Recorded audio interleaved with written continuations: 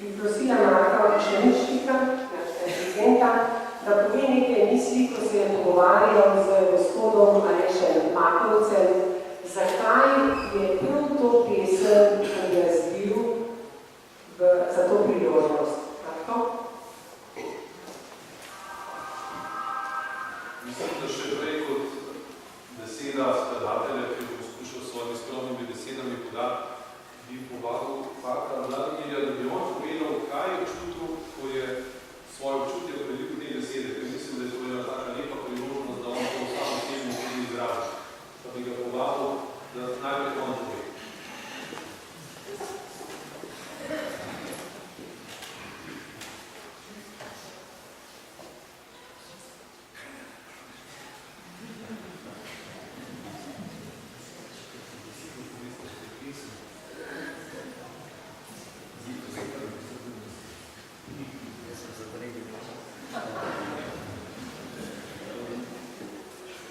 Najprej povem, da se opravičujem v imenu skladatelja Aleša Makovca. Sam osebno želel biti tukaj z nami, pa je ena obveznost prišla v mesto, tako da je zadržan.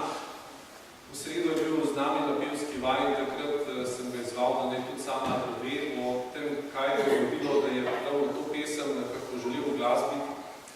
Rekel je, da je prebiral njegove pesmi in da čisto vse, ki jih je prebiral, je začutil, kako beseda zaživi. Se pravi, da niso besede zgolj besede, ampak da v tistih besedah čuti eno vsebino in tudi en zven. In da se to tako lepo dopolnjuje, da je z veseljem z užitkom prebiral vse pesmi. Ko pa se je moral odločiti, katero od teh bi uglasbil, da je pa posebej še dovolila ta v srebrnem siju, iz več razlogov. Prvi gotovo ta, da je pesem primerna tudi za liturgijo. Govori o oltarju, o tem darovanju in se mi zdi, da je to tudi tista prva stvar, ki je res želel, da bi bila tudi uporabna za cerkveni liturgični prostor.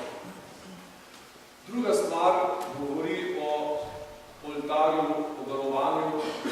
Pater je gotovo celo življenje daroval vse svoje moči, vse svoje delo za poznanjevanje in tudi to je naša naloga vsakega od nas kristjana. To darovanje, kjerkoli že, pač duhovnik na duhovniški poti, nekdo od nas pač v družini ali v delovnem okolju. Potem ta razpetost, kot tretji moment med veseljem pa žalostjo, med pogumom pa strahom.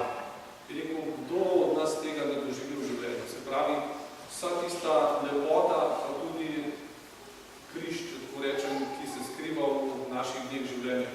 In v vseh teh dimenzijah je nekako želel potem to tudi preliti, se pravi, da je pesem zelo intimna, ni kot kakšna koračnica, ampak kot intimna, ko se vsa ta občutja nekako prepletajo, tistih malo bolj mirnih, pa tudi do bolj takih napetih, dramatičnih akordov oziroma melodij, do zadnjega takta, ko se stvari spuščajo v mirit, ko se žrtev vseeno pa bojimo, tudi da imamo visoke ali pa take smele cilje v življenju. Tako da toliko na kratko o tem, kar je skladatelj želel povedati.